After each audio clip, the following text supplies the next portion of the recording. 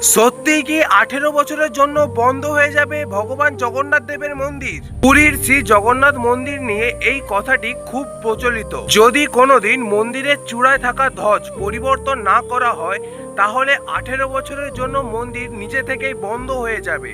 কিন্তু এই কথাটির আসল রহস্য কি?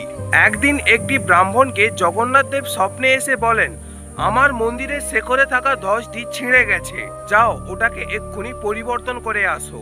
পুরোহিতের ঘুম ভেঙে যায়। পুরোহিত ভাবতে শুরু করে, আমি আজই তো নতুন ধ্বজ পরিবর্তন করে এসেছি। পরের দিন পুরোহিত মন্দিরে পুজো করতে যায়। যখন উনি মন্দিরের শেকড়ের দিকে তাকালেন, তখন উনি অবাক হয়ে গেলেন। সত্যি মন্দিরের ধ্বজ ছিঁড়ে গিয়েছিল।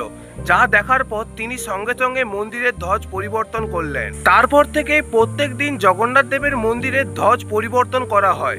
আজ পর্যন্ত এই প্রথা চলে আসছে। মন্দির বন্ধ হওয়ার কোনো সম্ভাবনাই নেই, কারণ প্রত্যেক দিন পতাকার সঙ্গে উড়ে যায় মহাপ্রভুর আশীর্বাদ। জয় জগন্নাথ।